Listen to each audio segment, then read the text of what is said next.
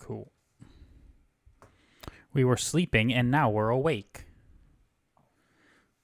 What? Nothing. We're live. Oh, But when I went live, later. there's a little sleeping guy in my chat, and then he woke up, and now he's gone because my Mm, chat is open. Yeah. How's it going, Mr. Chair? How are you? good. Got the dog back here.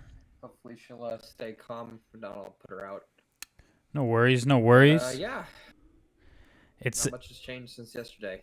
it's the day we've all been waiting for. Yeah, Sorry, little sippy sip. Um, so good. yeah, dude, it's a big day because I mean, you and I are both huge fans of Tolkien, and we've been talking about Tolkien a lot, and the day is finally here to discuss Tolkien. For So sure. Yeah, I know. We've been building up for this for a long time. Um, just Tolkien, like as a man, is just he's such an interesting character. He's also an incredibly analytical mind, and his essays are really like for a long time they've just gone underappreciated. So hopefully we can shed some light on how fantastic they are and how great, like how many good resources they offer for people that want to build their own stories and create something new and great in the world with creative fiction. right, yeah. So I think a lot of people with Tolkien, like they kind of they're interested and they want to start reading like things, but they don't really know where to start, or they get lost easily, or there's too many names and things are so confusing and there's so much happening, and I think it kind of like turns people away. So I think I don't know if there's like a general principle for where to start with Tolkien. But Mm. I always think it's a good idea to introduce people to things like what we're talking about today on fairy stories and Mythopoeia to kind of get an idea of who Tolkien was, and then you can move into things like The Hobbit, Lord of the Rings, etc., etc. Yeah, But absolutely. there doesn't necessarily need to be like a set path for reading those things. You just need to be aware of the more challenging parts of those texts, which The Hobbit really isn't. But Yeah, there's definitely some things yeah. The that Hobbit. Well, people. the Hobbit. Yeah, the Hobbit was originally, as I recall, it was described to me. It was supposed to be read per chapter at night to kids. That was like his original intent when he was creating the book, was for it to be like a book of stories to tell. Which is why it is definitely disjointed. And if I recall correctly, in the original press, the One Ring is just it's a magic ring that turns you invisible. Doesn't really. Yeah. Well, so the Hobbit was later revisited and rewritten to align better with the Lord of the Rings because Tolkien didn't really plan to write the Lord of the Rings. He wrote the Hobbit, and the publishers came back and said, well, it sold so well, people want a sequel. And yeah, he wrote the Lord of the Rings and tied in certain characters, obviously Bilbo, and then brought the ring in and everything. And later went back and revised the Hobbit. There's multiple versions of the Hobbit, many revised editions, and Tolkien was really kind of a master of retroactive continuity in the way that he would tell stories from other people's point of views, and so if he's telling the tale of the Hobbit originally, well, this might be the version that Bilbo told Gandalf, and Gandalf told to the person who wrote the Hobbit, and so ultimately later, as years went on, here's Bilbo's actual version of the events as they actually transpired, not taken out of context or exaggerated for the listener, right? So it's like that's that kind of brilliance where Tolkien's like, well,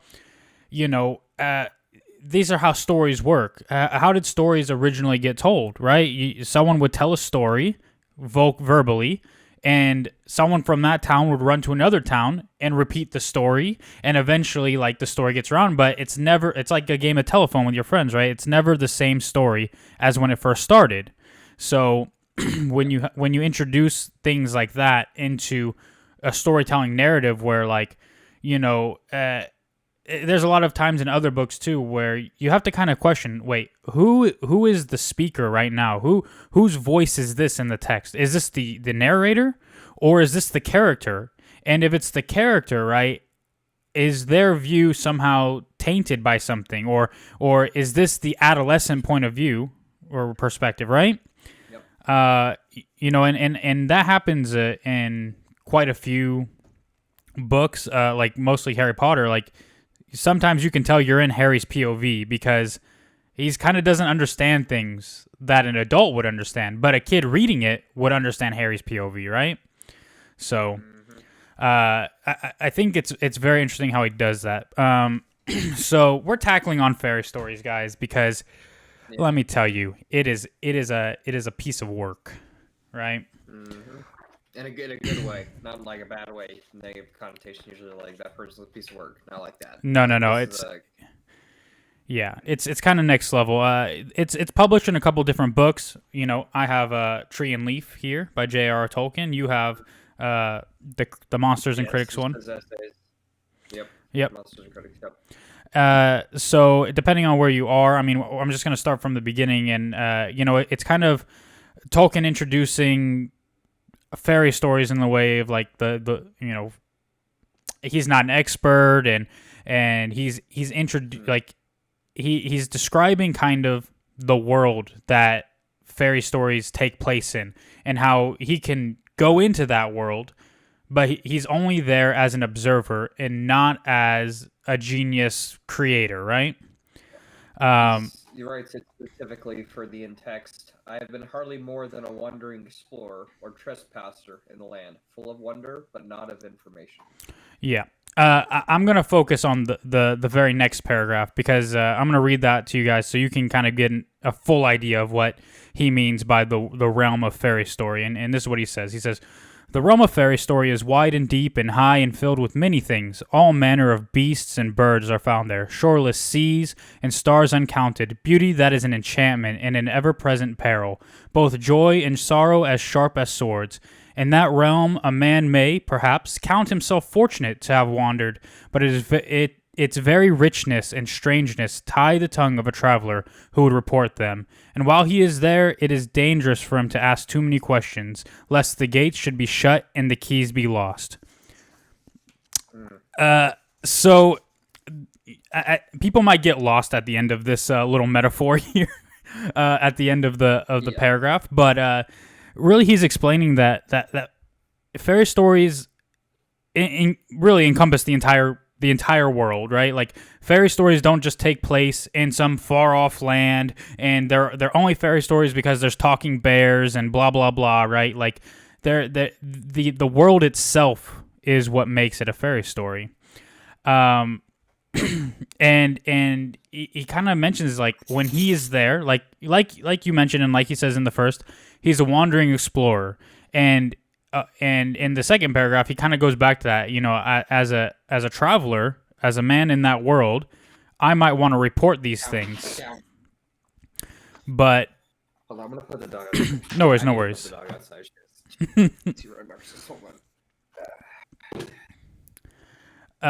Yeah. So what I'm saying really is it goes back to the perspective of the narrator in a fairy tale or a fairy story, or whatever you'd like to call it, and really, what Tolkien is saying is, like, this is a perspective, and in a fairy story, it could be real life, right? But these aren't things you will ever actually find in real life, which is kind of sounds confusing, but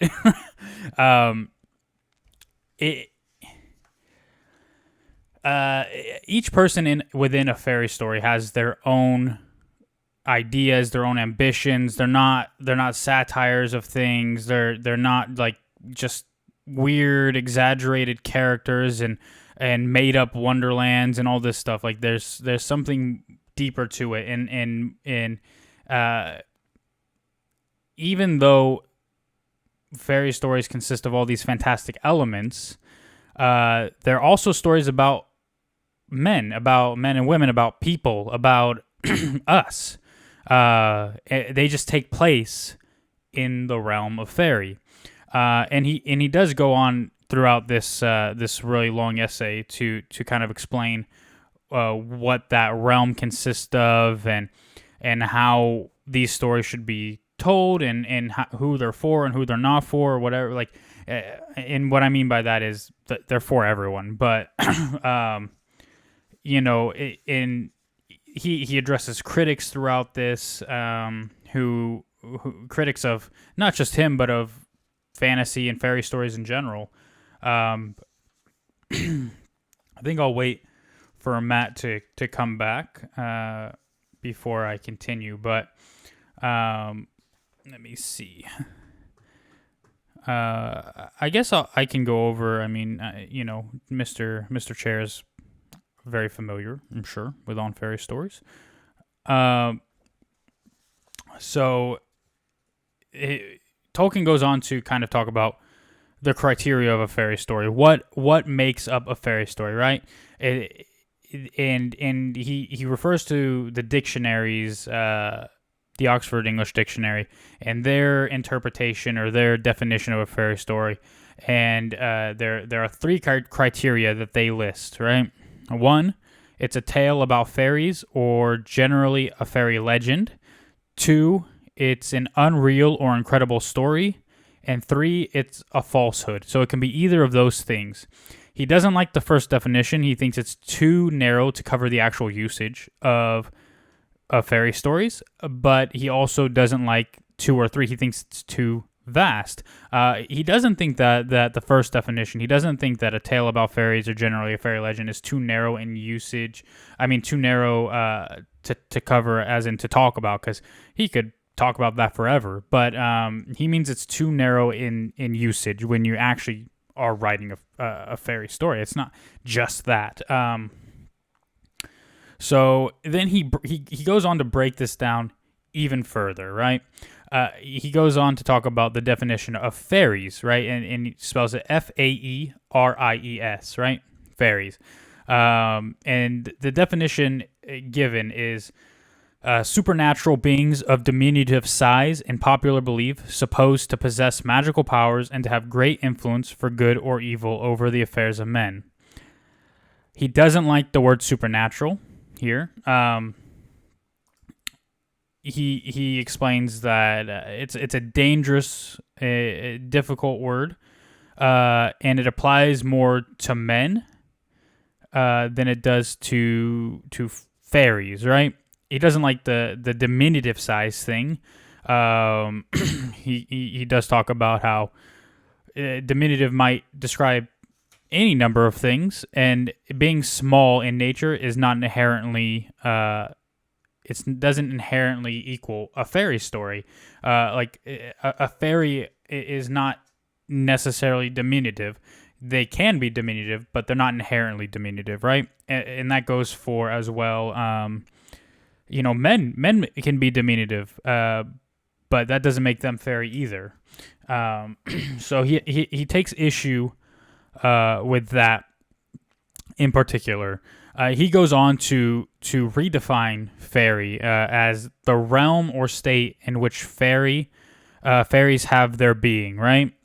And I like this definition because, fairies and fairy, like, it's not just, okay, dude, like, we're telling a story about supernatural things and it's a fairy tale or this or that, right? Like, there's more to it. There's more classifications to what's happening, and he mentions one of the stories about Lilliputians, which are just small humans, and he talks about how, yo, what's up?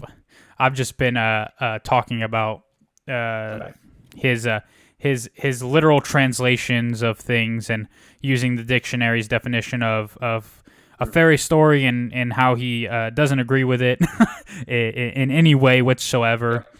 And then the definition of fairies, quote unquote, Faeries. He doesn't like that they're described as supernatural. He thinks that term applies more to men. It's a dangerous and difficult term to apply to fairies, whether they have, whatever. He didn't like the use of the word diminutive when talking about the size, because being small isn't inherently a fairy, right? Yep. And he thinks that it can apply to any number of things, including men. And just having a small person does not make something a fairy story. And goes on to talk about things like the Lilliputians, who in a story which it's just a small person, but people classify those things as fairy tales or fairy stories or fantasy, but it's not. It's just a small person. It could take place in our world here. There's nothing inherently fairy about it, right? Any input on any of that? Well, for me, I wanted to go back just a little bit to where he was discussing the word supernatural. Yes. Supernatural is a dangerous and difficult word in any of its sense, looser or stricter. He has a really good part he includes in this essay that I think really touches on it too. And this ties into his relationship with C.S. Lewis, the poem I believe you told me about that he sent him one day. Yes, I have that here too. The road to fairyland is not the road to heaven nor even to hell. So it's completely a neutral, almost sort of purgatory-like state to be like in reading, basically in your head the entire time, creating these worlds for yourself. And I think that it just really touches on how neutral he tried to be when he was mostly writing like a large part of these stories. That's why I think that the orcs were even so to a point where I think, didn't he have issues like humanizing them because he didn't want them to be humanized just so they could have like an endless enemy to fight? Well, I think that's just in general like a movie thing, but I think for Tolkien with orcs at least, like there've been a couple different origins, but there's never been a confirmed set origin of orcs, so we don't really know. The movies humanized them more by saying, "Oh, the Orcai used to be elves and whatever," and you get away with it by saying they've been corrupted and whatnot. But yeah, I think Tolkien tried to be very careful with things like that because he didn't want to be overly, I guess you could say like he didn't want to overly humanize orcs, right? But yeah, so. In regards to the C.S. Lewis stuff, yeah, C.S. Lewis was like this became a devout religious person, and he referred to speaking to Tolkien. Then he was an atheist, and then he had a long discussion with Tolkien. Then 3 days after, I believe, he converted to Catholicism. And then he's like one of those people that like listens to someone talk about things, becomes indoctrinated, and then tries to tell them why they're wrong. Like in their regular life or whatever. Like he referred to fantasy stories, fairy tales as lies, and that it's an insult to God to create and make up things that don't exist because God is the one true creator and blah, blah, blah. And Tolkien had to address that in a very long poem he wrote called Mythopoeia, which is brilliant. And we'll get to that eventually because I love it so much. But yeah, he does. He addresses a lot of the critical things, like people who are critical of fairy stories, people that are critical of him. He addresses a lot of that in the essay on fairy stories as well. So he presents his own definition of the word fairy as the realm or state in which fairies have their being. And I have a passage to read here because it is another brilliant thing. So let me see. I said page 9, right? That's in my notes. Yes. Okay. So he says, it is too narrow even if we rejected a minute of size, for fairy stories are not in normal English usage stories about fairies or elves, but stories about fairy, that is fairy, F-A-E-R-I-E, the realm or state in which fairies have their being. Fairy contains many things besides elves and fays, and besides dwarves, witches, trolls, giants, or dragons. It holds the seas, the sun, the moon, the sky, and the earth, and all things that are in it, tree and bird, water and stone, wine and bread, and ourselves, mortal men, when we are enchanted. This is another thing that I think, he'll go on later to explain why certain stories are not fairy stories and why they should be classified as other things. And I think this encompasses all of that, right? Like, people think that you can tell a story about, our history, about mythology, and change certain things, and then all of a sudden it's a fairy tale or a fantasy or whatever. But Tolkien argues it's not. Fairy stories to him aren't just stories about our world with weird creatures in them, right? Like, and the presence of elves doesn't make something a fairy story. I think his overall point is your entire world needs to be fairy for something to be a fairy story. At least that's how I read it. And this is, yeah, absolutely. I'm just catching up and I'm just rereading the paragraphs around it if there's something that I can commentate upon or just as inclusive. Yeah, I mean, even the next paragraph he has, or he writes, is just brilliant. He says, stories that are actually concerned primarily with quote-unquote fairies, that is, with creatures that might also in modern English be called elves, are relatively rare, and as a rule, not very interesting. Most good fairy stories are about the adventures of men in the perilous realm, or upon its shadowy marches. Naturally so, for if elves are true and really exist independently of our tales about them, then this is also certainly true. Elves are not primarily concerned with us, nor we with them. Our fates are sundered, and our paths seldom meet. Even upon the borders of fairy, we encounter them only at some chance crossing of the ways. Right? Yeah.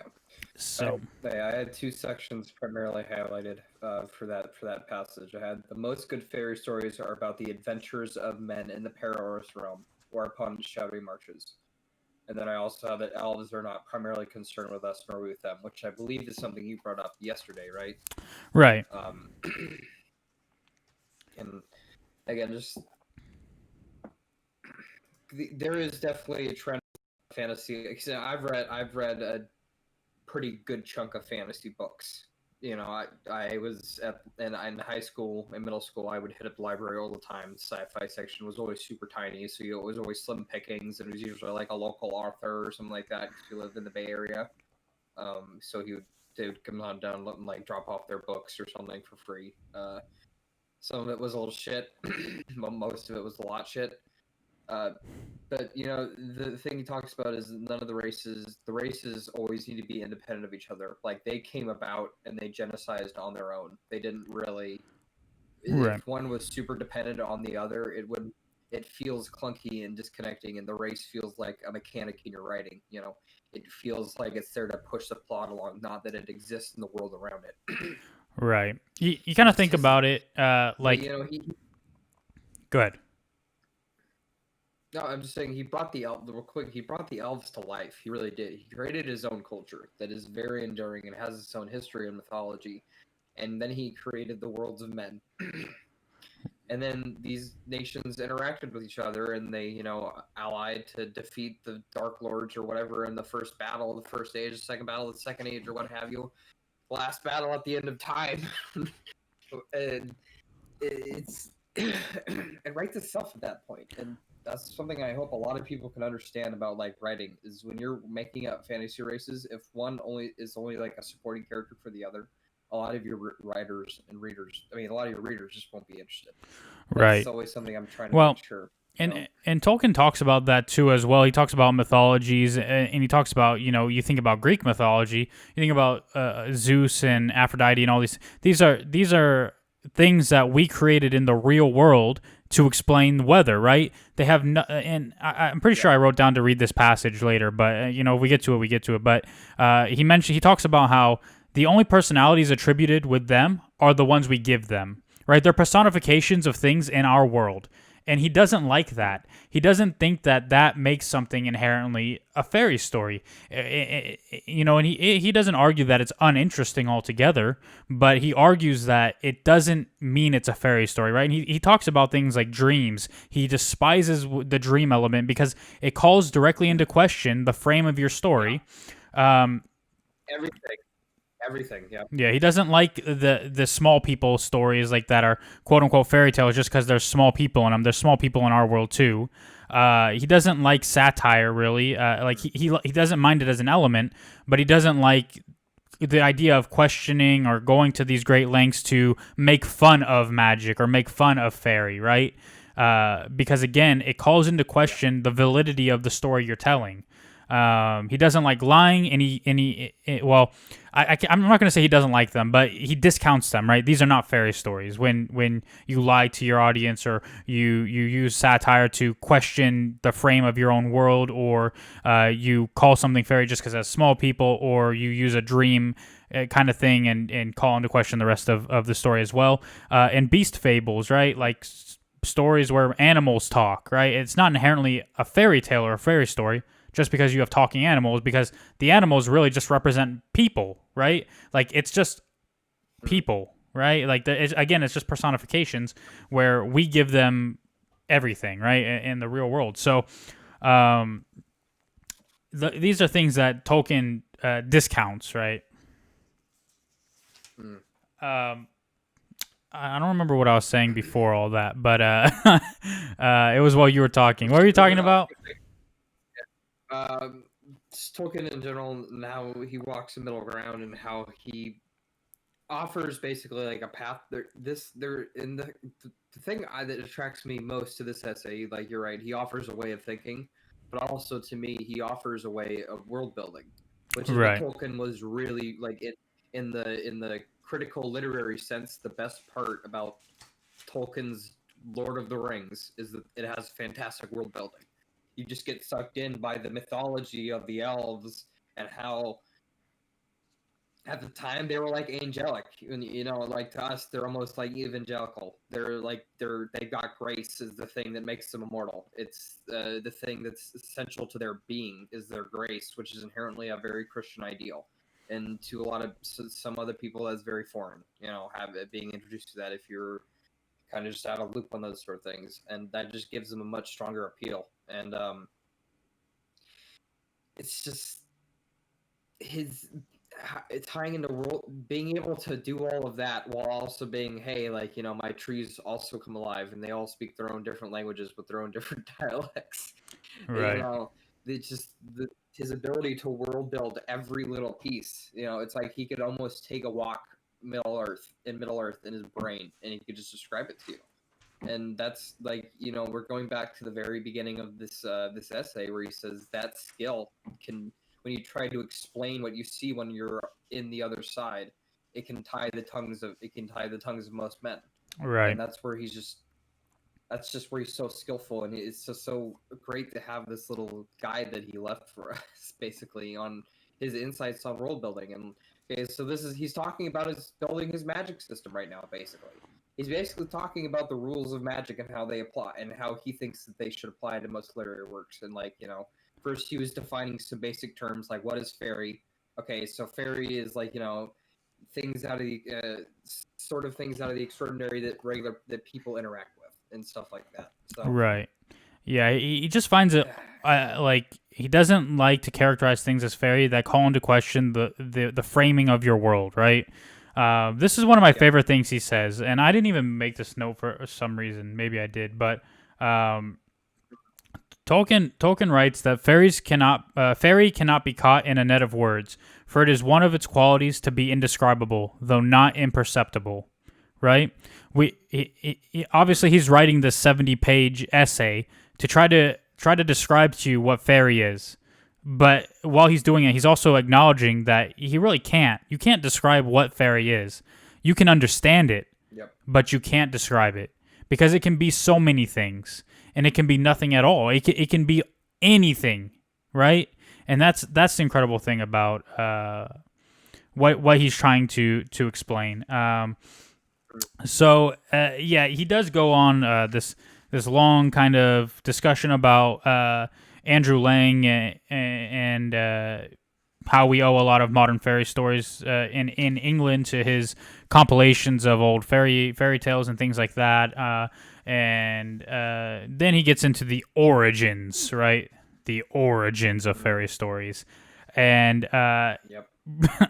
it's kind of a joke, isn't it? This whole thing is like he's kind of just making fun of the fact that we think by understanding where things come from that we understand them, or that that he could even begin to find the origins of fairy stories, because as he explains, trying to find the origin of fairy stories is like trying to find the origin of a story, right? Like how far back does that go? It goes back real far. Like, so yeah, he kind of goes in and says, stories are more interesting when you kind of take them for what they are, rather than the historical or biographical, etc. Context of the stories, or when they were written, or who wrote them. Like these are things that are much less interesting than, well, what they're about, right? And he goes on to talk about philologists and these the people that spend all their time trying to find the origins of things, and how it's kind of just like, a waste of time almost. Like he's like, I'm sure they find that interesting, but it doesn't affect the stories that are being told, right? Like it doesn't affect the messaging of those stories, or what those stories are. Yep. So I do have another passage to read. Let me find it. Oh, okay. It's kind of long, I think. Yeah. So I think this is where he kind of okay. Well, there's a lot here, because Max Mueller, right? If you don't know who that is, he's a person. He criticized mythology, right? And he said mythology is a disease of language. And Tolkien's like, yeah, no, fuck that shit, dude. Like, no, like we can ignore this guy and not regret it. It's okay. Who cares what he has to say, right? And Tolkien says this. He says mythology. Without regret. Yeah, he says mythology is not a disease at all. Though it may, like all human things, become diseased, you might as well say that thinking it is a disease of the mind. It would be more near the truth to say that languages, especially modern European languages, are a disease of mythology. But language cannot, all the same, be dismissed. The incarnate mind, the tongue, and the tail are in our world coval. The human mind, endowed with powers of generalization and abstraction, sees not only green grass, discriminating it from other things and finding it fair to look upon, but sees that it is green as well as being grass. But how powerful, how stimulating to the very faculty that produced it was the invention of the adjective. No spell or incantation in fairy is more potent, and that is not surprising. Such incantations might indeed be said to be only another view of adjectives, a part of speech in a mythical grammar. The mind that thought of light, heavy, gray, yellow, still, swift, also conceived of magic. That would make heavy things light and able to fly, turn gray and lead into yellow gold, and the still rock into swift water. If it could be done, if it could do the one, it could do the other. It inevitably did both. When we can take green from grass, blue from heaven, red from blood, we have already an enchanter's power upon one plane, and the desire to wield that power in the world external to our minds awakes. It does not follow, that we shall use that power well upon any plane. We may put a deadly green upon a man's face and produce a horror. We may take the rare and terrible blue moon to shine, or we may cause woods to spring with silver leaves, and rams to wear fleeces of gold, and put hot fire into the belly of the cold worm.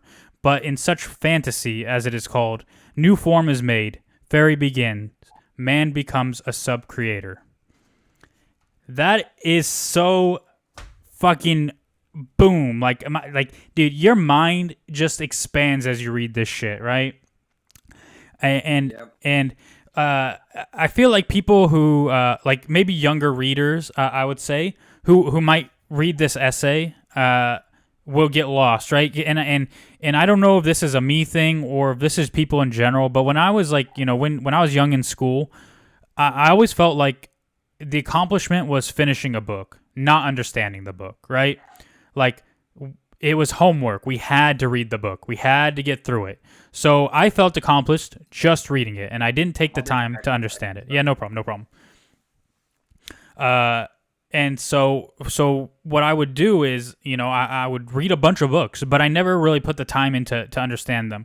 And if you're looking just to read this essay, you're gonna miss a lot. Like you have to take your time with it. You have to stop and think after paragraphs, after certain lines, after certain quotations, like and really think about it because what Tolkien is saying is just so brilliant and interesting and I just get so much out of this. Like my brain turns into a sponge and just wants to soak all this in because I feel that it's just so interesting. Like even if you don't agree with him, I think there's still just so much there to take in and to love.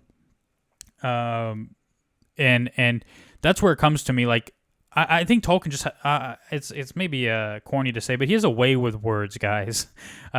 He knows exactly what to say and how to say it, and that's no surprise as Tolkien was a linguist and a linguistics professor at Oxford, and has loves language and has a deep understanding of language, and obviously puts it to good use. Yeah.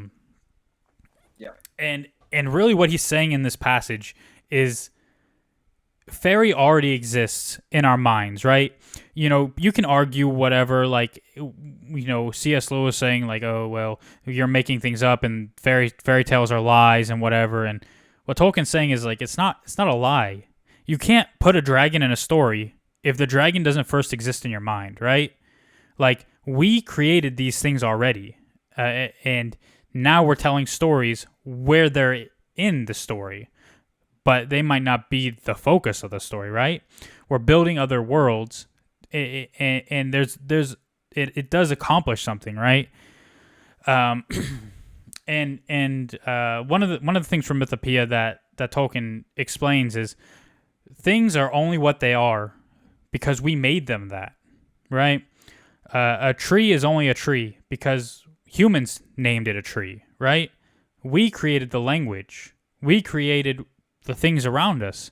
We gave them names, and names change over time to fit your purpose, right? Like if you have something, right? Like I don't know. I just say like McDonald's, right? When McDonald's first was there, it's new, right? McDonald's, right? It's great, but eventually, McDonald's is a memory. McDonald's is your childhood. McDonald's becomes something more to you, right? And that's something that Tolkien talks about in Mythopoeia is things change in meaning to you personally, right? So a dragon might just be nothing to somebody, but it can be something to you, right? The name doesn't imply the meaning for individuals. And again, this is like big brain stuff to me. Like it's like stuff that a lot of people maybe don't think about or don't understand. I don't know. Yeah. Well, it's definitely, it's kind of breaking almost into, I don't want to say metaphysics, but something that is close to the metaphysical, where he's talking, I think, therefore I am. I see the tree and I think a tree, and I know it is a tree, but only because you've been taught, someone taught you what the word tree is and what the word tree means. You don't really, there's a lot of things we do we don't really understand. We just do them.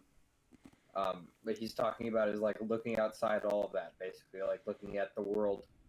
Like I think how the astronauts describe it, just looking back at the single planet drifting among the stars. He had a very broad open view of the world. I think he looked at all of human history.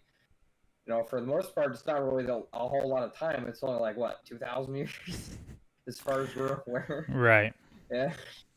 4,000 years, we've been kicking around since the Sumerians or what have you, the ancient Egyptians, a couple thousand years ago.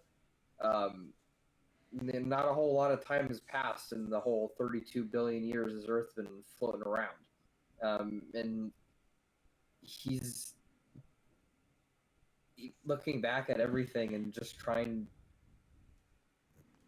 to, I don't know. See, the thing is, I don't want to say it's his interpretation of it, but it also is part of his interpretation of it because it is Middle Earth. That was very intentional. He said it on planet Earth. He could have said it in a completely different world. In the stories of men that I think definitely tie into some of his own personal struggles. This is a man who went through World War One and who didn't want to discuss anything about it afterwards. And he discussed how it definitely didn't influence his writing at all. And I believe he swore that up and down. But you can't go through that and not be permanently changed as a human from those experiences. He's Right. a much different person going into World War One than coming out.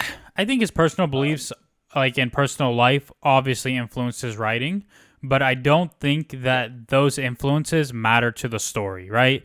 And that's where I think Tolkien draws the line is like, yeah, Tolkien said the internal combustion engine was the most vile thing to ever be created. The worst thing to ever happen to mankind was creating the internal combustion engine. He hated industrialism.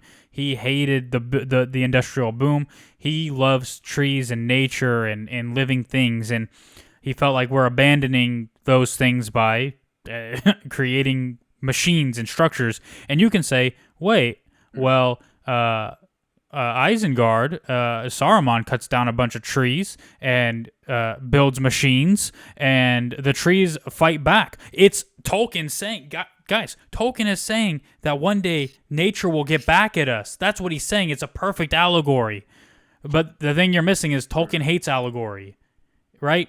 He might have written that because of his personal beliefs, but that's not what he's saying about the real world, right? He's not saying, beware, stop cutting down trees. Like, it's just trees in a story destroying an industrial complex, right? An industrial fortress. The Trents are rising up because Isengard.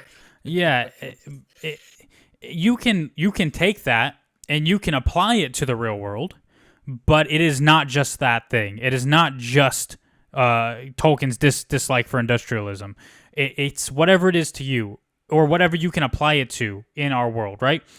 In Tolkien, in fairy stories and on fairy stories, he does also talk about that, about how fairy stories are just something small here that can be applied anywhere at any time. They're timeless things, right?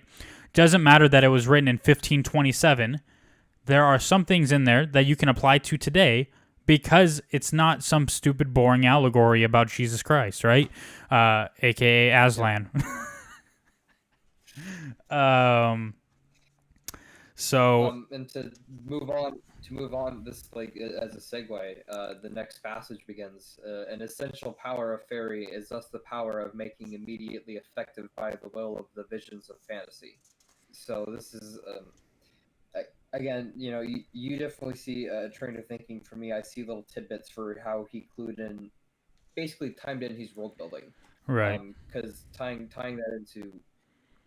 Going back to the very first paragraphs, he talks about it being a perilous realm that has pitfalls, where you could get stuck in a rut and not know how to move your plot forward because the world you built is too narrow to serve the plot you want to write, and you just can't figure it out. Right. Or you could do the exact opposite, whereas you can work so hard on the world that you eventually don't. It's not fantasy anymore. It's basically science fiction at that point, and the key is gone, lost, and you're allowed from that land forever. And it's to him that wouldn't be exciting fantasy, including the power of fairy. And yeah, I mean, he also go ahead. He also confronts the criticisms of folk tales and fairy tales in general as lesser stories, right? These are stories for kids, and we'll get more into that later. But that's kind of the idea in the criticism at the time, right? Fairy tales are for kids and whatever. And mythology is are great. Mythology is amazing, and Tolkien has no qualms with mythology, but his argument is it's not that much different, right? Mythology was fairy tale, and eventually we humanized it and dwindled it down to nursery tales, which are much less interesting than what they originally were. He talks about Greek mythology kind of being hey, we made these, we personified these gods. They only have what we've given them. Whereas then he talks about Thor, and Thor has an actual personality beyond what he's attributed to having, right? And so he kind of draws the distinctions between different mythologies, but also about how mythology and fairy stories can be one and the same. Like, why is one considered less than the other, right? Um, do you have any thoughts on that? I found it. Well, yeah, I was just reading that passage. You know, he's describing the Olympians were personifications in the nature myth, and Yeah. I'm just gonna go ahead and read that whole passage. That that would I'm gonna read both passages actually because this stuff is just too darn good. At one time, it was a dominant view that all such matter was derived from nature myths. The Olympians were personifications of the sun, of dawn, of night, and so on. And all the stories told about them were originally myths. Allegories would have been a better word. Of the greater elemental changes and processes of nature. Epic, heroic legends, saga. Then localize these stories in real places and humanize them by attributing them to the ancestral heroes. Mightier than men, and yet already men. And finally, these legends, dwindling down, became folk tales, marchen, fairy stories, nursery tales. So, you know, that really just describes about how he's, again, covering myth. I think that's why he started off with describing the Olympians. He's covering myth and just how they get passed on and how they change over time. Right. And he loves to use German words for things. Märchen is German for fairy tale. I remember we had to read when I took German for 4 years. We had to read fairy tales because obviously the Grimm brothers from Germany, and then they had their book of fairy tales, and everyone in our class read one, and I got to read Aschenputtel, which is Cinderella, it's much different than the Disney version. I mean, they're like breaking their feet and their toes to fit into that glass slipper to marry that prince, and it's kind of gruesome. Didn't they cut off their toes? One of them did, yeah. But anyway, moving on. So I'm going to go ahead and into the next big brain passage, which is this one right up next. Exactly the next one. So that would seem to be the truth almost upside down. The nearer so-called nature myth or allegory of the large process of nature is to its supposed archetype, the less interesting it is, and indeed the less it is of a myth capable of throwing any illumination whatever on the world. Let us assume, for the moment, as this theory assumes, that nothing actually exists corresponding to the gods of mythology. No personalities, only astronomical or meteorological objects. That these natural objects can only be arrayed with a personal significance and can be glory by a gift, the gift of a person, of a man. Personality can only be derived from a person. The gods may derive their color and beauty from the high splendors of nature, but it was man who obtained these for them, abstracted them from the sun and the moon and the clouds. Their personality they get direct from him. The shadow or flicker of divinity that is upon them they receive through him from the invisible world, the supernatural. There is no fundamental distinction between the higher and the lower mythologies. Their people live, if they live at all, by the same life, just as in the mortal world do kings and peasants. So that's another big brain right there. So you could take a number of things from this, right? Yeah. Well, so yeah, one of the things you could say is his overall point is that fairy tales and mythologies aren't very different. In both, the humans are essentially creating, right? We're creating what these things are. Or you can take it as, well, mythology is boring and allegorical, and we should ignore it, which is, I don't think that's what he's saying. I think what he's saying is mythology can be dwindled down to essentially what fairy tales are, and it's not greater than or less than fairy tales. They're trying to achieve the same thing, and they have the same building blocks, right? We created them. We gave them personality, just as we created elves and gave them personality, right? Is that what you take from it, or do you take something else?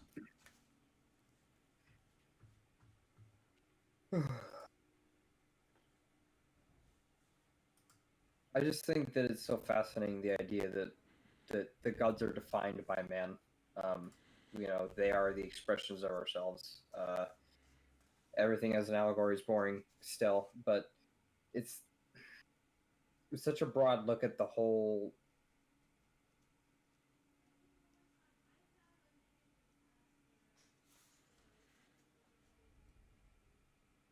Sorry, you just cut out. You just stopped Sorry, talking. Oh.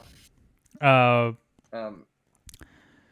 yeah, I think like he in the following paragraphs he kind of goes on more and more to explain that you know even Thor, who is this high aristocratic mythological figure, right? You can read other tales of him, uh, and it's really just a fairy story, right? And it's really no different. And he says it is old as far as Norse poems go, but that isn't far back. He's referring to Thrymiskvia, which is a story about Thor. And he's going on to say, it's a folk tale. These are stories that people have told and given them fairy elements. And he says there will always be a fairy tale as long as there was Thor, right? There will always be a fairy story as long as Thor exists. When the fairy tale ceased, there would be just thunder, which no human ear had yet heard, right? You take away the fairy story part of it, and there's no Thor. There's just thunder, right? Thor is the personification of thunder, but without Thor, there's still thunder, right? It's only through the introduction of a fairy tale that Thor exists. Um, Yep. so it just goes back to what I was saying. I believe what he's trying to do is show that people value mythology, but they don't value fairy tales, and there's not really a good reason for it because they're one and the same. Exactly. Just again, interpreting a book as a book. Any book that ever gets read to you, a story to be told with your own interpretations. He just continues on like that for a good amount of time. Yeah, I mean, he goes on to talk about something Andrew Lang said about mythology and religion, and kind of talk about why he's not necessarily correct. He goes on with the soup metaphor about and this goes back to you can only write a story about a dragon because it already exists in your mind, right? He goes on to say Yep. fairy tales and fairy stories, just like every story, there's already a pot, like a soup pot with a bunch of ingredients, right, that already exist, and you can add things to it and you can take things or whatever, but the entire recipe is there. Everything is already there, right? And you're just doing your own thing to it to make it the way you want it, right? And fairy stories aren't building and creating all these new things. These archetypes, these tropes, they already exist, right? And you use those elements to create a fairy story, but ultimately that's not the thing that matters, right? It's not what it's made up of, it's how it's told. Does that make sense? Tying this into some, yeah, it does, absolutely. And tying this in, there's another metaphor that another writer used called, his name is Brandon Sanderson. He's a pretty popular writer right now. He writes Stormlight Archive, which is it's good. It's just good, fun creative fiction. It's great stuff.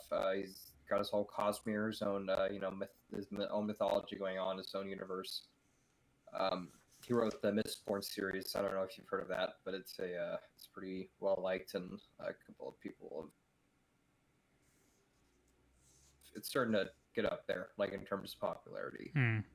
And he describes writing as some people are good chefs and some people are good cooks. And he says the difference between a chef and a cook is that, like you said, someone can walk up to this pot of soup and just say, oh, okay, the soup's ready. It's whatever. It's going to be brothy, whatever. It's got the basics. And then someone else can walk up and say, okay, I'm going to add some salt. I'm going to add a pinch of this. I'm going to add a bone of that. I'm going to add a little bit of this, just to enhance the experience. And there's an equivalence here, with how they describe it, and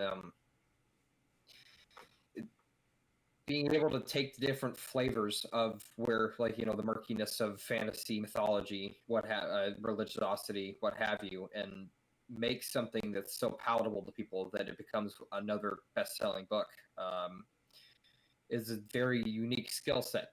It's very difficult to get, and not, again, tying back there, because he said so much in the introductory paragraph. It's a land that's easy to get lost in, and so many pitfalls. Right. So it's and that's just tying back into your point, what you said about, like, with the whole suit metaphor and what that meant to me specifically, Well, because it just. I'll give. I'll let you finish your point though, real quick. But I'll read kind of the example that Tolkien gives and end on that brilliance. For to make the point. But what were you saying? Sorry. No, I was done. Oh, okay. So he's talking about the soup in the cauldron. He says there are many things in the cauldron, but the cooks do not dip in the ladle quite blindly. Their selection is important. The gods are, after all, gods, and it is a matter of some moment what stories are told of them. So we must freely admit that a tale of love is more likely to be told of a prince in history, indeed is more likely actually to happen in a historical family, whose traditions are those of Golden Frey and the Vanir, rather than those of Odin the Goth, the necromancer, glutter of the crows, lord of the slain. Small wonder that the word spell means both a story told and a formula of power over living men. But when we have done all that research, collection, and comparison of the tales of many lands can do, when we have explained many of the elements commonly found embedded in fairy stories, such as stepmothers, enchanted bears and bulls, cannibal witches, taboos on names, and the like, as relics of ancient customs once practiced in daily lives, or of beliefs once held as beliefs and not as fancies, there remains still a point too often forgotten. That is the effect produced now by these old things and the stories as they are. And this goes back to what I was saying earlier. Tolkien is saying, right, it doesn't matter where these things come from. It doesn't matter where these ideas and these tropes come from, or what time period, or what people had in mind, or what people did back then. What matters is how it affects the people reading it now, right? And I mentioned this earlier. It doesn't matter if you're reading a book from the 1500s. You don't have to know anything about the 1500s to have a feeling about how it is now, right? And I think, again, this to me is just something brilliant that, like, people seem to forget, right? And you can look at something, and this is what makes me say certain things are bad stories or good stories, is if I have to know the historical fiction, the historical time period behind a book, the context and everything, how it was written, who wrote it, why it was written, then it's not a good story. The only thing that should matter is what is in the book, what is written in the story.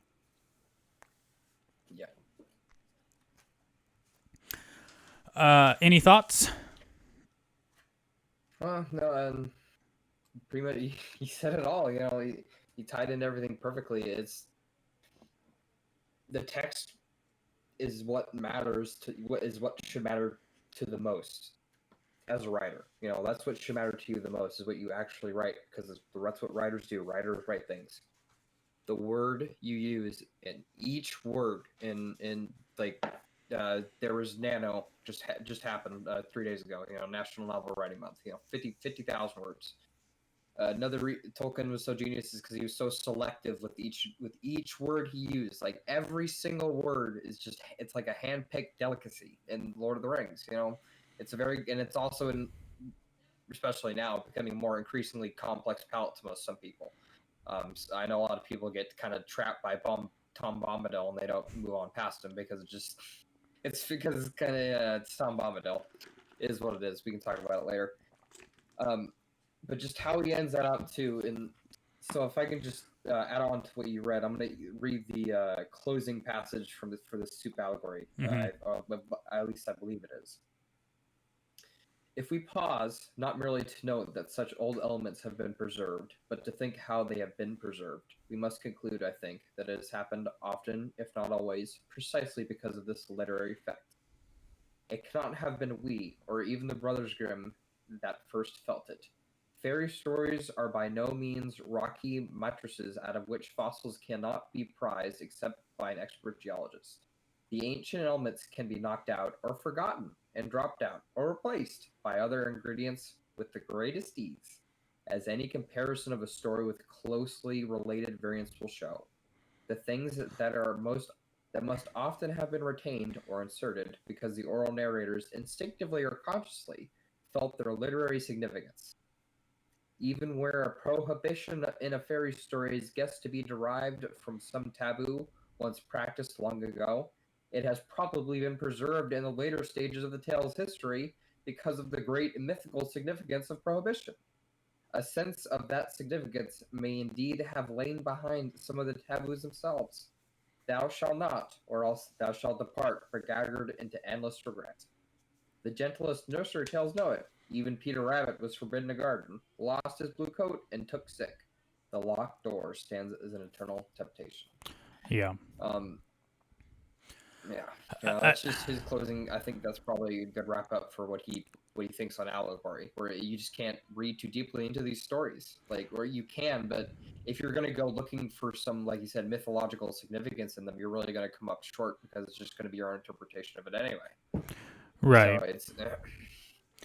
Yeah, I think I'm dropping frames, but more than that. It's all good.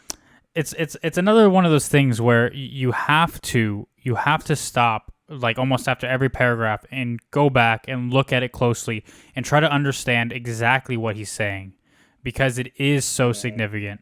And you're never going to really understand it unless you do that. Let me reset my camera because I'm frozen. I'm frozen in time, guys. That's what happens. It's what happens. Yep. But going on with that, it just is. God, what a guy, huh? What a guy. That's what I just keep going back to think what it would have been like to sit down and talk to this guy. Because there's such precious few, there's very few interviews of him, live recordings and such. I've watched the BBC special like 1,000 times, but do you think, are there any recent authors do you have in mind that are equivalents? Any in year two? Recent authors, I wouldn't know. But what I guess I'm not sure what I can say. I guess I do know is Ursula K. Le Guin and Neil Gaiman. These authors are fantastic, right? Oh, hi! I fixed my webcam. What's the other one? Very very popular fantasy writer. More like, it's not children's books, but more so, I guess. I don't know. Do you know who I'm talking about? Jeez, it's a guy, but with a name that sounds like a girl's name. No, an author. Neil Gaiman knows the author. Yeah, Terry so and so. Skipped frames detected, 26%. The Shanlian Chronicles, I think. No, not the. The Shannara Chronicles. I read those. Yeah, something like that. No. Terry Pratchett. Terry Pratchett. Oh, okay. Yeah. Yeah. Terry's in a girl's name. What the hell? Well, I don't know. It sounds like a girl's name. Well, okay. I grew up watching Crocodile Hunter, and Terry is the wife, right, of Steve Irwin. Isn't that Terry? Oh, Jesus. I don't know. Fuck it, dude. Yeah. What do I know? All right. What do any of us know? That's what Tolkien. What does Tolkien? I think what Tolkien is really saying, right? What we can really dwindle down from this is that no one knows shit except for him. All right? No, that's not what he's saying at all. But it's I just think tying the whole tone of this essay gets set by his first paragraph, and he goes, I know I proposed to talk upon fairy stories. Like, I guess I'll talk about them. Maybe, I don't know. Like, What it makes me think, you keep honestly, asking me, so I guess. it's like Go ahead. it's one of those things where I can't imagine like if Tolkien was alive today on Twitter, right? Oh Jesus, no. People, people wouldn't very. I don't think people would agree with the political views to J.R. Tolkien most likely hold in the modern day. I think is the unfortunate reality of Tolkien, because that guy was, as far as I'm aware, a pretty hardcore Catholic, right? Like he was Well, like into the. yes, but I feel like any of his critics, like he would just be like writing these slashing tweets back at them, like like like because I mean essentially what On Fairy Stories is, he's addressing critics and saying to them like, hey dude, like you're wrong, or your take is misguided or ill informed, right? And dude, if he was alive today on Twitter, he'd be doing this shit over and over again. Like, that's how I feel, right? And so, So a good segue for that is on back onto the essay on fairy stories, is that a lot of people associate fairy stories with something that's more childlike, and since something's childlike it should be discredited. It basically is like the jumps to conclusions that people usually make. yeah, And then he just writes here, actually, the association of children and fairy stories is an accident of our domestic history. Fairy stories have been in the modern letter world for relegated to the nursery, as shabby or old-fashioned furniture is relegated to the playroom, primarily because the adults do not want it, and do not mind it if it is misused. It is not the choice of the children which decides this. Children as a class, except in a common lack of experience, they are not one, neither like fairy stories more, nor understand them better than adults do, and no more than they like many other things. They are young and growing, and normally have keen appetites, so the fairy stories as a rule go down well enough. But in fact, only some children, and some adults, have any special taste for them. And when they have it, it is not exclusive, nor even necessarily dominant. It is a taste, too, that would not appear, I think, fairly early in childhood without artificial stimulus. It is certainly one that does not decrease, but increases with age, if it is innate. So he's saying that because fairy stories got okay, we got these cute stories that rhymes that were written by these poets who were like the literary masters of their day. right, And kids like things that rhyme, so we're gonna read them like these fairy stories to help them sleep or whatever. yeah. And Well, he said that was important. Go ahead. he also talks about how like people have said, well, children are more apt to believe in these things or whatever, and Tolkien dismisses that, like like children they don't have the experience of the real world that we have, so sure they might be more inclined to believe, but it's the responsibility of the fairy story itself to interest the person enough to believe, right? Like the spell is broken as soon as you stop believing in what you're reading, right? As soon as you question anything and you're back in the real world, and you're not in that world anymore, like that's when the story has failed you, right? And so he dismisses that. And I also have a thing, right? Because obviously he wrote this whole section about how fairy tales have been said they're for children and whatever, but he dismisses that, and he goes on and says, children are capable, of course, of literary belief when the story maker's art is good enough to produce it. That state of mind has been called willing suspension of disbelief. But this does not seem to me a good description of what happens. What really happens is that the story maker proves a successful sub-creator. He makes a secondary world which your mind can enter. Inside it, what he relates is true. It accords with the laws of that world. You therefore believe it, while you are, as it were, inside. The moment disbelief arises, the spell is broken, the magic, or rather art, has failed. You are then out in the primary world again, looking at the little abortive secondary world from outside. If you are obliged by kindness or circumstance to stay, then disbelief must be suspended or stifled. Otherwise, listening and looking would become intolerable. But this suspension of disbelief is a substitute for the genuine thing, a subterfuge we use when condescending to games or make-believe, or when trying, more or less willingly, to find what virtue we can in the work of an art that has for us failed. And that's pretty much what I said before, but I don't say it as elegantly as Tolkien, so I had to read it. Yeah.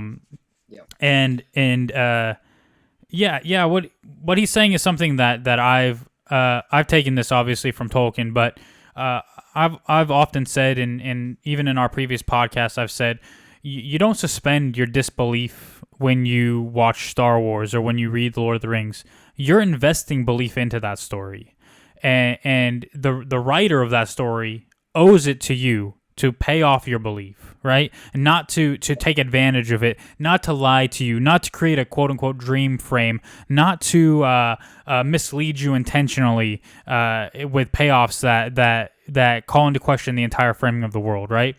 And that's what Tolkien's saying. Like, children might be more inclined to believe fairy stories, but if you're an adult and you don't believe what you're reading, then the story is not good enough to matter, right? Like, any great fairy story, any great subcreation will make you believe what is happening in that world is true. That's why we watch things like Game of Thrones and Star Wars, and then we say, wait, does this coincide with the world building? Does this make sense in this universe or in this world, right? We ask those questions all the time because that's what matters, right?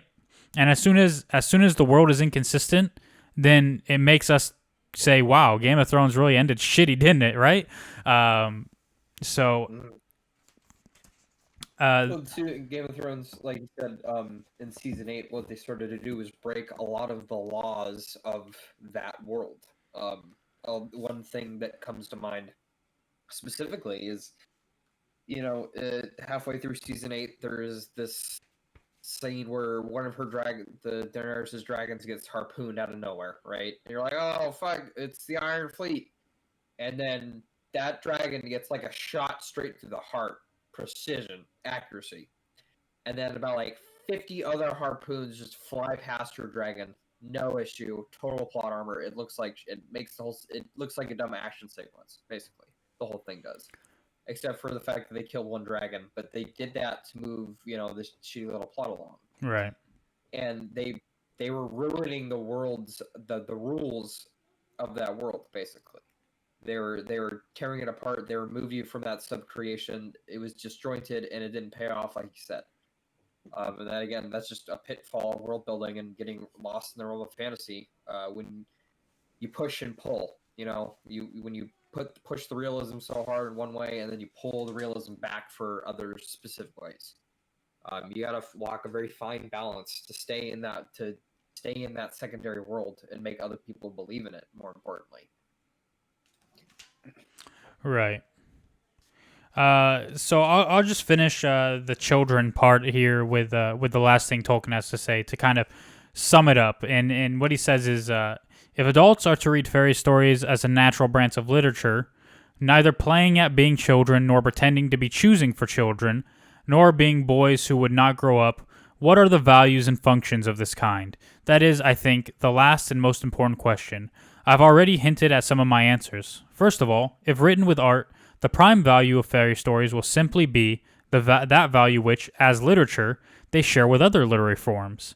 But fairy stories offer also, in a peculiar degree or mode, these things: fantasy, recovery, escape, consolation, all things of which children have, as a rule, less need of than older people. Most of them are nowadays very commonly considered to be bad for anybody. I will consider them briefly and will begin with fantasy.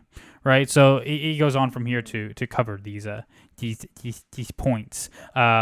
I didn't prepare any of that, to be honest, because I didn't know how long we would be talking about all this other stuff. So we'll probably save those 4 things. Right, I'll repeat them: fantasy, recovery, escape, and consolation. Right. These are the four values of fairy stories that Tolkien has attributed to them, and he goes on to explain why those things are good and why they're inherent within fairy stories and all that good stuff.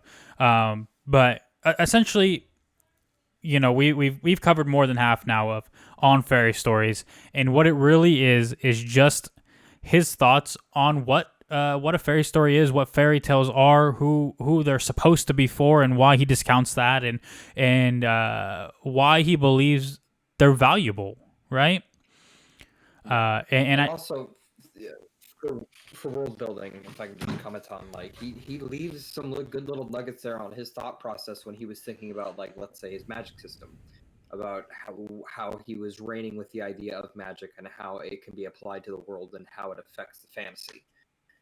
So there's so much in this essay that any one person can read it and just benefit from reading it as a yeah, whole. I think one of my favorite things is how he talks about like our ability to describe things and discern them, literally and abstractly, is like more powerful than any spell you can create in a book, right? Like we have, excuse me, we have real magic in our world with the things that we're able to do, but because it is our world, to us it's ordinary, right? So there's nothing particularly interesting or special about it. But to Tolkien's like these things are special, and they're special in a frame of a book, but they're also special in everyday life. It just Yep. he does this interesting thing throughout this essay and probably other essays as well, where he goes down to these low denominators, right? Like what is a fairy story? Okay, what is fairy? What is a story? What is green grass? What is these two words? And then we separate them and we put them together, and then we can attribute and do this and this, right? But he also goes to this broad abstract, this broader sense of everything too. Like he goes to the lowest denominator to the greatest subjugation of everything, right? And I think it's just like kind of incredible. Like what he manages to do is brilliant, and it just sucks me in every time. It is. Every time, and because he's just such. Again, he's an excellent linguist. He's a master of the English language and a gifted communicator. Right. And he was a professor at Oxford, and that means that like he was among the best of the best, and that's honestly like why I think there are a lot of people that say they love Lord of the Rings, but most people like you and I probably know a lot of people that haven't even read the books, probably, but are still like, huge fans. That's good. As long as they found like a vessel for what they can be entertained by it. Yeah, I saw some brain dead takes on Lord of the Rings today that I didn't want to see, and Jesus Christ, man, Jesus. There's always gonna be those. Dude, this person was literally saying like Lord of the Rings should be wiped from the face of the earth because it houses all of the conservative fans of nerd culture, and they should be expunged from nerd culture and have no place in it, and all this stuff. And like Lord of the Rings is where all the conservatives and come from and feel emboldened because of the nationalism of the stories and the warmongering of the stories. And it's like, dude, you very clearly don't understand what Lord of the Rings is about. And Tolkien wouldn't necessarily have a problem with you applying things that he's written to those things, but to say they are those things, he would definitely have a problem with. And we're not commenting on Tolkien as a man. We're not saying he was a great person, this wonderful, amazing person. There are definitely biographical things about Tolkien that exist, and if you guys are interested, you can check out on that. We're talking about his mind and his stories and his creation, and just reading this first half of On Fairy Stories, you can understand why he's so heavily influenced all fantasy fiction in the modern world, right? Like, there's not a single fantasy story that exists today that does not bear some influence from Tolkien, whether they've read him or not, right? Mm-hmm. And Tolkien didn't create elves, and he didn't create dwarves, and he didn't create, he pretty much created hobbits, but he's not the first person to create a culture of small beings, right? He didn't create these things, but he created our view of them now, right? And he also put them in a really badass fictional universe and made the elves seem super graceful, mysterious, and the dwarves, oh Kazum Doom Dom, deep earth speech and Balrogs and flying devils and dragons that were the size of freaking like skyscraper. Wasn't like the ancient dragon, Radagast the Black or whatever his name was. Wasn't like the size of a small city, like humongous. All the cool stuff. He definitely bring Yeah. on the set of the epic a lot. Yeah. And What? he was just so Right. So um, so if you guys are interested in reading Tolkien and you haven't, but you like the Lord of the Rings movies and stuff, I would suggest obviously just read the books. Like, I would start with the books. You could read The Hobbit before or after. That's up to you. I would not start with the Silmarillion because it gets to be too much. But what I would suggest if you with the Silmarillion, read certain parts of it, right? Or get an understanding of the framing of it first. Because one of my favorite stories from the Silmarillion is the story about Aule creating the dwarves, right? I don't know if you're familiar with it, if you read the Silmarillion, but essentially you have one god, Eru, right? So you have a god, right? And his children, the Valar, who create all of the world, all of Arda, which is Earth, and then they have their kingdom on Earth in Valinor, and they start. Their job is to come and prepare Earth for God's chosen people, the elves, right? And while they're there, there's a god of stone and earth and whatever other things named Aule, who gets bored and decides he's done waiting for the elves, guys. Like he doesn't want to wait for them anymore. So what does he do? He builds dwarves out of earth and he gives them life. And Eru Iluvatar comes down and says, no, no, no, no, no, no, no. It is not your job to create, right? That's my job. You're here to prepare Earth for elves, right? Because my chosen people are coming.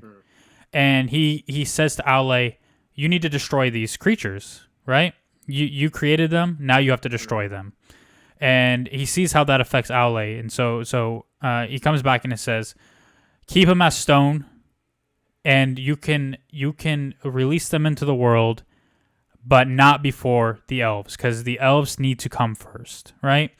And essentially, this is how dwarves were created. They were built from the earth. They were created from the earth, and obviously had a problematic start, right? And yep. like to me, that's just such an interesting story. Like you're building this world. This is the foundation of the world, and understanding the elves, the Eldar, the Noldor, the factions of elves, and their stories. And the Lord of the Rings is about the time of man, right? This is a period in that time, right? And so it's just it adds this depth and complexity and just interest for me. But yeah, do you have anything? Like any thoughts, any opinions? Well, for me, I think he touched on one really important thing that, for a long time, fantasy as like a genre, as a literary genre, has always been considered more on the ascent side of like when compared to mystery and romance and such. I think that is definitely starting to turn around now. There's a lot of people where if you try to discuss, hey, have you read the newest Brandon Sanderson book or blah blah blah, or Ursula K. Le Guin, Earthsea trilogy, Yeah, The Wizard of Brazier, Earthsea. all these books. Yeah, if you ask people that, like, get out of my, like, oh, these fucking nerds, need to get away from them, and I'm just glad we're starting to see certain books beginning to be lifted up as pinnacles of like literary fiction as a whole, like just as masterpieces of communicate using English as a vessel for communicating your own world to somebody. For me, I'm reading God Emperor of Dune right now. I'm on my way chugging along to the Dune series. God Emperor of Dune is a fantastic book, and it's got a phenomenal world building, and just how it centers around one character, the God Emperor, and how he's able to keep you entertained by him endlessly by making some of the best dialogue for 400 pages, basically. is phenomenal, and it really should be looked on as a masterpiece of literary work. And if you try to the spice flow it's a nerd the spice must flow is a nerd thing, but a lot of people don't understand that. And if you try to go to this is changing now, but back in the day when I would go to like my English teacher in eighth grade, she was not a fan of fantasy that I read all the time. I was always reading science fiction and fantasy, and she said, "Well, they won't take that. Nobody takes those books seriously. Blah blah blah. They're made for kids. All that stuff, you know." And what Tolkien addresses this in his essays, where he writes about how the interest in worlds aside from our own is not one that is merely prescribed to children. It encompasses all of us.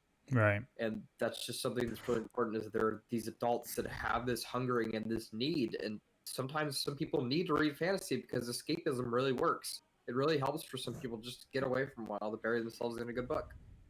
And it really should be considered up there with the comparison genres, which are always mystery and romance. And I just hope it'll keep moving on. Yeah. Onwards and upwards, as they say. Yes. There's just so much we could say about Tolkien in general, but so for anybody who's tuned in because they wanted to hear us talk about the Lord of the Rings more in depth, or the Hobbit or whatever, we'll get to all that stuff, but we'll give you a little sprinkle here. We'll end after this, but I read an unpopular opinion about the Lord of the Rings, and I don't know if you have any unpopular opinions, but you can share your thoughts on this one. Someone had said that Aragorn is the least interesting person in the company of the Fellowship of the Ring. He has no character growth in the Lord of the Rings, and they've just never liked him compared to the other characters. And what they're referring to, obviously, is Aragorn in the books, because they changed Aragorn in the movies to give him more character depth and growth and make him, I don't want this power, I'm ashamed of my heritage and whatever, and eventually, changes. But in the book, he always is knowing that he's the heir to the throne of Gondor. He's going to get the throne of Gondor. This is his mission. It's just he's got to find the right time to reveal himself to the enemy. And you can argue he doesn't really change. He doesn't really do much. Before you share your thoughts on that, I'll just say that's because this is not Aragorn's story. Aragorn did all his character growth in the 87 years before The Lord of the Rings. He became the man he is before that, right? If you set this book 20, 30 years in the past, he's going to be a different person by the end of it. But he's already the fully grown, fully realized character he should be. Your main protagonist, arguably the protagonist to me is Samwise Gamgee, but obviously Frodo as well. And yes, Gimli is a character who has immense growth and is very interesting. Legolas, maybe not so much, but people think he's badass and also quite interesting. Gandalf dies and comes back and is a new person. Merry and Pippin go from, young hobbits, coming of age to great warriors. Sam fundamentally changes. Frodo fundamentally changes. Even Gollum changes and then changes back. Everybody from the Fellowship of the Ring, Boromir ultimately changes before he dies, sacrifices himself to save Merry and Pippin. The people say the biggest decision he ever had to make in the book was to go after Sam and Frodo or to go after Merry and Pippin. And he agonizes for a page and a half before eventually making the easy choice or whatever. It's I don't necessarily agree that Aragorn is boring in the books.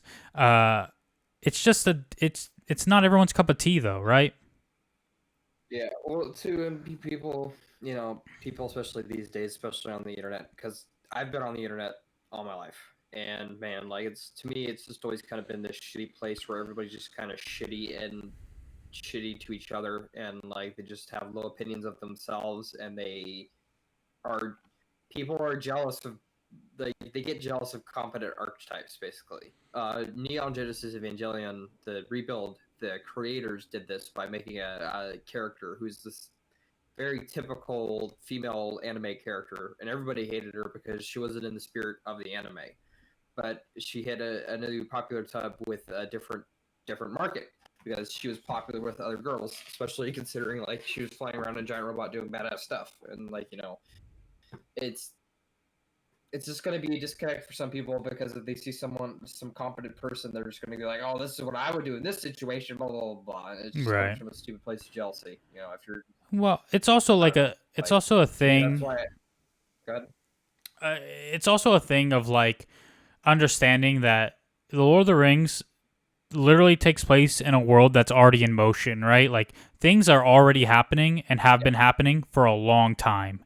And Frodo gets swept up in that, but Frodo's lived 50 years before he leaves for Middle-earth in the books. He waited 20 years for Gandalf or something stupid like that to come back and tell him about the ring, right? Aragorn's journey. Didn't do jack shit. Yeah, Aragorn's journey didn't start in The Lord of the Rings. Legolas's journey didn't start in Lord of the Rings. Gimli's journey didn't start. Boromir, dude, he has a long history. Gondor has a long history.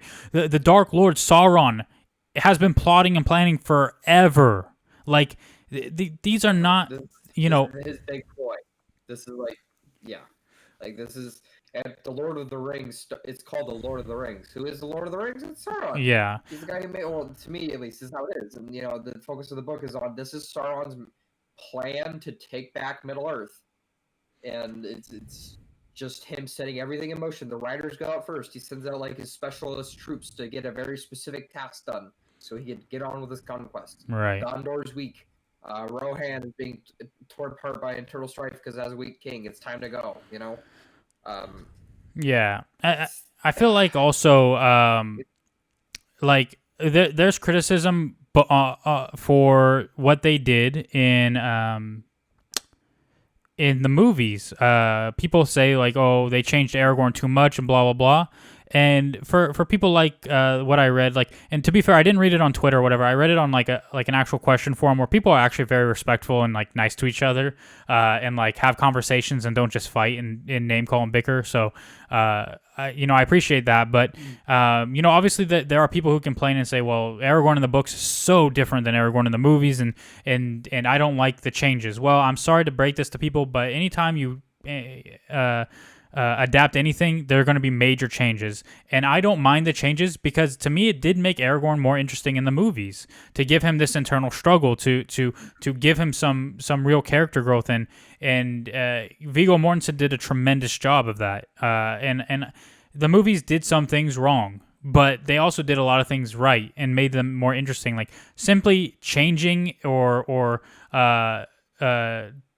going in a different direction in the book is not inherently bad, right? Like you're ultimately interpreting a story and adapting it for film, which means that you're telling your own story at that point.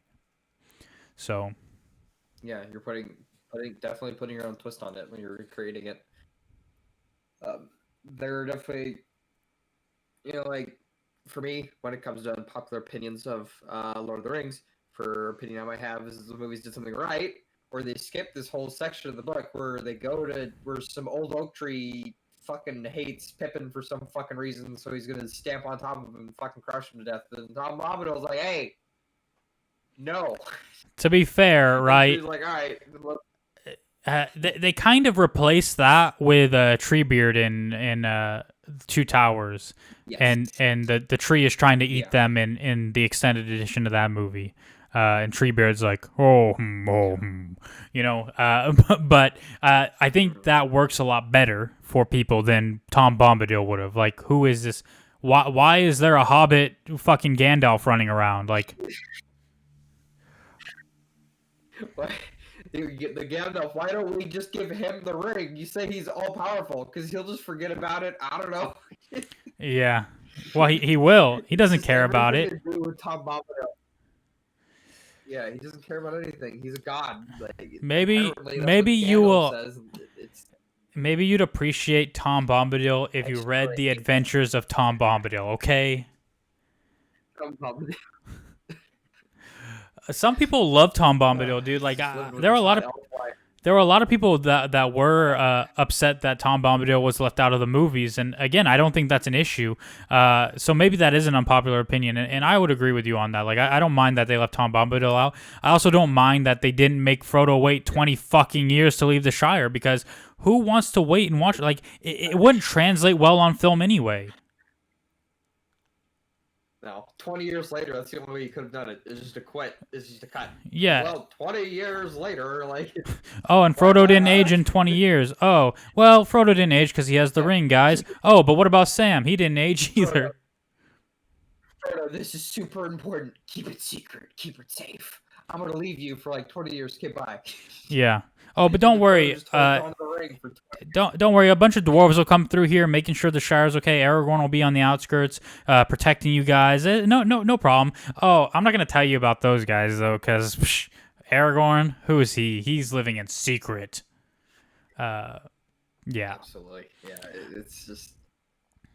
Did you hear they wanted to include him in The Hobbit, or they asked him to be in The Hobbit? Peter Jackson did to do like a cameo, and the gentleman who played Strider and told him that like that's fucking stupid.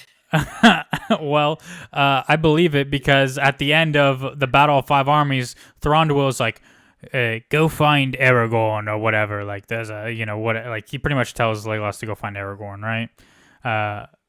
But yeah. Oh, dude, I don't know, man. Like, we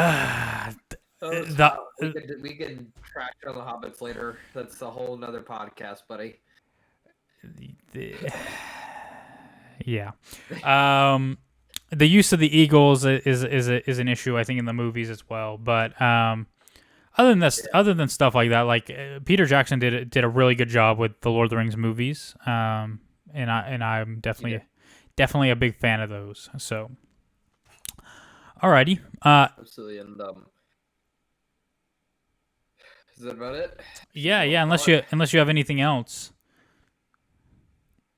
That's what I say. Tolkien, he's an extremely complex man. We're just gonna keep talking about him, man. We're just gonna keep diving in deep, and I'm excited. This essay is just layers upon layers to peel back. Some of those paragraphs, we can probably read them over 4 or 5 times and get different thoughts every single time. And it's just great. I'm glad that it exists. It's a good thing. Yeah. Yep. Definitely agree, and we'll definitely be talking more about Tolkien and his works as the weeks pass by. But I appreciate you joining me. I fell off my chair. I'm not saying I fell off my chair, but that's your name, okay? So for people who don't know, yeah. So thanks for joining me, Chair, and Johnny Cage. Yeah, if you guys enjoyed and want to follow the stream, that would be awesome. You don't have to, though. I understand. I want you to follow because we merited it, not because I'm guilting you into it. I want you to follow because your name's gonna fly across the screen. Yeah. And I have different animation, right? So for the Star Wars podcast, Star Wars stream, I have BB-8 and it says so and so is following. But for this, okay, let me go to I fell off my chair, replay this. Okay. So hard on it, guys. You need to follow. Look, yeah. Hold on. He worked so hard. The baton. Guys, we need to get this high rise in LA for our streaming views. The baton is not working. Hold on. Oh, there it is. I fell off my chair is now following, and there's Aragorn looking at you. There he is. That's cute. I'm waiting for it to pop up. I can't wait. I'm so excited. Yeah. So if you guys follow, you'll see. There it is. Yeah, you'll see. Aragorn staring at me, those eyes, man. What's the name of that actor? Viggo Mortensen. Yeah. Viggo Mortensen. Yeah. I believe. Absolutely. Jeez, I know he's Scandinavian. I don't know if he's from Denmark or Norway, but I know he speaks Norwegian. So, and Danish, which are not. That's a pretty good sign. Yeah, they're not vastly different languages. So. I think he's from Norway. He speaks Norwegian. Yeah. Well, It's possible. Anyway, thanks everyone who watched. Anybody who watches the video or anything else. Much love to you guys. My camera is broken again, so you can't see me moving. But yeah, you should follow and subscribe. We can make partner, and then Christian can afford better webcam that doesn't break down. Well, no, better internet really, because we're dropping frames like crazy. Because AT&T sucks ass, and that's all that's available in my area. So please donate enough money and follow enough to where I can buy a new house. I don't own this apartment, but I can buy a house and then have good internet. Okay, thank you guys. Much love. Peace out. See you later. So we can just buy a whole block in San Francisco if I